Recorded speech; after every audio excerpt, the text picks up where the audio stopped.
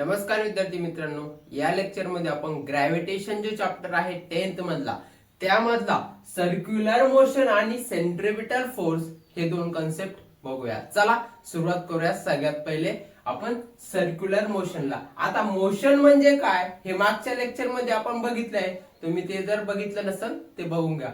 आता circular motion बघू. पण सर्क्युलर मोशन बघण्याच्या आधी आपण काय करू, हे लिनियर मोशन म्हणजे काय ते एकदा जस्ट समजून घेऊ. आता फॉर एक्झाम्पल आपल्याला शाळेमध्ये 100 मीटरची रेस कॉम्पिटिशन आहे. तर मग काय आहे, सगळे मुलं असे एका लाईनीत उभे केले आणि 100 मीटरचा असा ट्रॅक आहे. तर सरळ एका लाईनीत आपण 100 मीटर धावणार. मग फर्स्ट कोण येणार, सेकंड कोण ते आपण ठरवू. पण आपण काय करणार, सरळ एका लाईनीत धावणार. तर मग लिनियर मोशन जास्त काही अवघड नाही. बघा, if an object move in straight line, म्हणजे कोणता पण एक ऑब्जेक्ट एका सरळ रेषेत चालला तर त्यालाच लिनियर मोशन म्हणतात.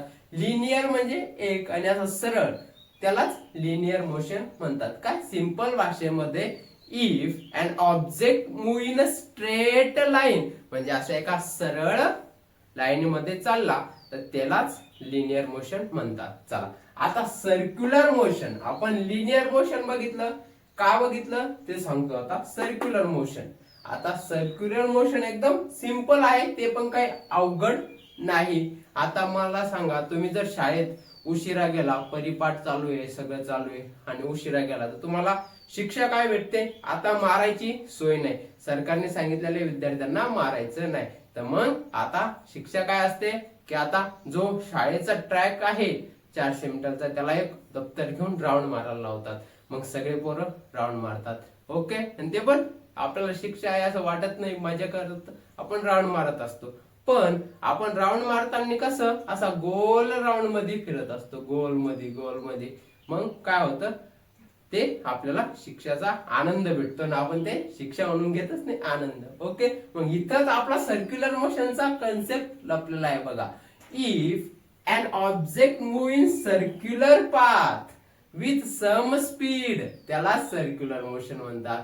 म्हणजे की तुम्ही अशा सर्क्युलर मोशन मध्ये म्हणजे सर्क्युलर पाथ मध्ये धावत आहात एका स्पीड मध्ये, काही कॉन्स्टंट स्पीड असेल तुमची, काही असं चालता काही एकदम फास्ट, त्यालाच सर्क्युलर मोशन म्हणतात. आलं काय, सिंपल आहे. लिनियर म्हणजे काय, सरळ रेषेमध्ये धावणारा तो लिनियर, आणि एका सर्क्युलर पाथ मध्ये धावणारा त्यालाच काय म्हणतात, सर्क्युलर मोशन. आता बघा, ही तर डेफिनेशन आहे. बघा प्रॉपरली काय, आपल्याला कन्सेप्ट कळतो, सगळं कळतं, पण त्याची डेफिनेशन आहे ती पण लक्षात प्रॉपरली कशी लिहायची ते बघा. आता if an object move in circular path, असं घ्या, if an object move in circular path with some speed called circular motion. याच्यामध्ये काय, सर्क्युलर पाथ आणि सम स्पीड हे दोन शब्द महत्वाचे आहे.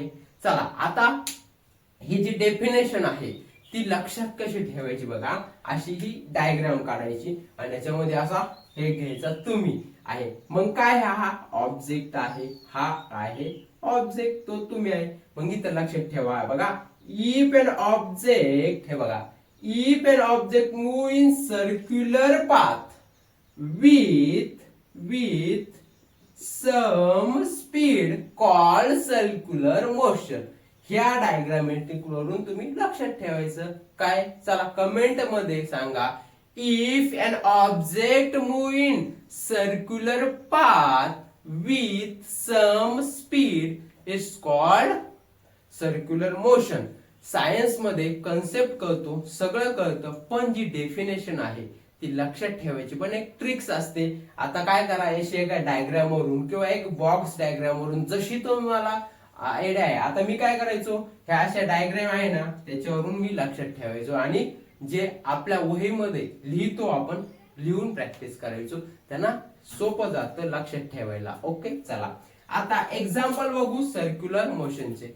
स्टोन टाय टू स्टिंग म्हणजे काय, एका दोरा आहे त्याला आपण दगड बांधला आणि तो असा फिरवला तर तो सर्क्युलर मोशन मध्ये फिरतो. मून अराउंड अर्थ, आपला जो चंद्र आहे तो सूर्याभोवती कसा असा गोल गोल एका सर्क्युलर पाथ मध्ये फिरतो. आणि तो का फिरतो ग्रॅव्हिटेशनल फोर्स मुळे. ओके आलं. चला आता आपण काय बघू, सेंट्रिपिटल फोर्स. ह्या दोन्ही ही जी डेफिनेशन आहे तुम्ही एकदा कमेंट मध्ये सांगा आणि हे एक्झाम्पल पण कमेंट मध्ये टाका. चला मग लगेच आपण सेंट्रिपिटल फोर्स बघूया. आपण सर्क्युलर मोशन काय ते बघितलं. आता चला सेंट्रिपिटल फोर्स काय आहे तो बघू. सेंट्रिपिटल फोर्स बघण्याआधी आपण एक आपण एक्झाम्पल बघू सेंट्रिपिटल फोर्सचं. काय, एक दोरा घ्या आणि त्याला एक स्टोन बांधा, दगड बांधला आपण आणि तो असा फिरवला असा बघा. तर मग ते काय म्हणते त्याला गोफण म्हणायचे बघा. गोफण, ती अशी गोफण शिवाजी महाराजांच्या काळात ती युज व्हायची युद्ध करण्यासाठी. तर त्याच एक एक्झाम्पल आहे. आता असं आणि हे फिरवतो, तर तो फिरवताना बघा तुम्ही लक्ष द्या, तो असा सर्क्युलर पाथ करतो आहे आणि त्याचा जो लागणारा फोर्स कसा आहे, असा आहे. म्हणजे काय बघा, सेंटरकडे आहे. तर मग ह्याच एक एक्झाम्पल वरून आपण सेंट्रिपिटल फोर्स बघू. ह्याच काय आहे, तर मग सेंट्रिपिटल फोर्स पण असाच आहे की यामध्ये जो ऑब्जेक्ट आहे ना, तो सर्कल मध्ये फिरतो आणि त्याच्यावर लागणारा जो फोर्स बर का, तो सेंटर मध्ये असतो. आता इथं जो आहे, आपण एका मुलाला उभा केलं ती गोफण घेऊन आणि तो फिरवतोय असा, तर ती गोफण कशी फिरणार, आणि अशी गोल गोल फिरणार बर का, अशी गोल गोल. आणि मग जो त्याच्यावर लागणारा फोर्स आहे तो काय आहे, सेंटरकडे येतो. म्हणजे आपल्या बघा असं करतोय ना, तर आपल्याकडे येतो सेंटरकडे. आणि मग एकदा एका काळानंतर आपण जर सोडून दिला तर दगड तो असा सरळ कोणत्या पण एका इकडे डायरेक्शन मध्ये इकडं जाईल. ओके, त्याच्याच बेसिसवर हा सेंट्रिपिटल फोर्स आहे. त्याच एक एक्झाम्पल आहे बेस. मग त्याची असा सिंपल ही डायग्राम आहे, डायग्राम याची सेंट्रिपिटल फोर्सची. आणि हा जो सेंट्रिपिटल फोर्स आहे ना, तो इम्पॉर्टंट आहे एक्झाम साठी. काय, IMP आहे, व्हेरी इम्पॉर्टंट आहे. याची डेफिनेशन, याचं एक्झाम्पल आणि डायग्राम. चला आता डेफिनेशन बघू काय आहे.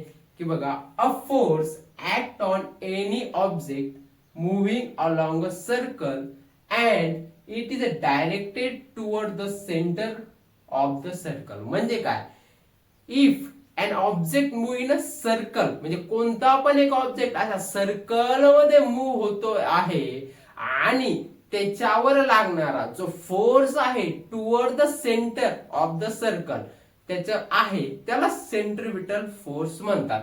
मग तुम्ही आता ही डेफिनेशन लक्षात कशी ठेवायची बघा. असं घ्या, if an object move in a circle, okay, and it is directed toward the center of the circle. पण याला सेंट्रिपिटल फोर्स म्हणतात. काय हे, अ फोर्स, पहिले काय घ्यायचं, a force acts on any object. इथपर्यंत थोडा, a force acts on any object. Okay, इथपर्यंत पहिले लक्षात ठेवा. A force acts on any object, कोणता पण ऑब्जेक्ट असला त्याच्यावर ऍक्ट होतो कोणता पण फोर्स. आणि पण मग काय, moving along a circle and it is directed toward the centre of the circle, it is called centripetal force. आलं लक्षात. ह्या डायग्राम वरून तुम्ही लक्षात ठेवू शकता. कोणत्या, ह्या डायग्राम वरून बघा. If a force acts on any object, कोणता पण ऑब्जेक्ट असेल त्याच्यावर ऍक्ट होतो काय, moving along the circle and it is directed toward the centre of the circle, it is called centripetal force. अशा बघा 1, 2 आणि 3 लाईन मध्ये तोडायचं, पाठ होऊन जाते. कन्सेप्ट समजणं महत्वाचं आहे. नंतर त्या कन्सेप्टला आपल्याला आत्मसात करणं गरजेचं आहे. पण ही जी डेफिनेशन आहे एक्झॅक्टली पेपर मध्ये लिहिणं गरजेचं आहे, तरच मार्क्स भेटतात. ओके, आता यामध्ये बघा 2-3 शब्द महत्वाचे ते डेफिनेशन मध्ये आलाच पाहिजे. आता मूव्हिंग अलॉंग अ सर्कल, आणि directed toward the centre of the circle. आणि ही बुक मधलीच एक्झाम्पल आहे, जशाच तशी डेफिनेशन आहे. चला आता एक्झाम्पल बघू. Tension in a string attach to stone, म्हणजे जे आपण याला बांधलेला आहे दोरीला दगड, त्याच्यावर लागणारा जो फोर्स आहे तो सेंट्रिपिटल फोर्सच आहे. ग्रॅव्हिटेशनल फोर्स जो आहे तो सेंट्रिपिटल फोर्स आहे. Tension in a string with attach to a stone, म्हणजे त्या याला बांधलेला. ओके, नंतर सेकंड एक्झाम्पल काय आहे, gravitational force by earth on moon, म्हणजे ही आपली काय आहे पृथ्वी, याच्या भोवती काय आहे असा मून आपला हे फिरत असतो. आणि तो जेव्हा फिरतो ते कशामुळं याच्यावर ग्रॅव्हिटेशन फोर्स लागतो. आणि तो जी फोर्सची डायरेक्शन आहे to the centre of the earth आहे, आणि तो पण एक सेंट्रिपिटल फोर्सच झाला. ग्रॅव्हिटेशनल फोर्स त्यालाच सेंट्रिपिटल आपलं म्हणलेलं आहे. म्हणून हे पण दोन एक्झाम्पल. कोणतं, पहिलं example tension in a string attach to stone, लिहून घ्या. Gravitational force by earth on moon, हे असे दोन एक्झाम्पल आहे. ही डेफिनेशन आणि ही डायग्राम. ओके, आलं लक्षात. हमखास एक्झामला येतो, तुमच्या युनिट टेस्टला येऊ शकतो, प्रिलियमला येईल आणि बोर्ड एक्झामला पण येण्याचे चान्सेस असतात, येतात. हा मेन टॉपिक आहे. चला, अशाच व्हिडिओसाठी आपल्या चॅनलला काय करा, लाईक करा, शेअर करा आणि सबस्क्राईब करायला विसरू नका. भेटूया नेक्स्ट व्हिडिओ मध्ये. तोपर्यंत धन्यवाद.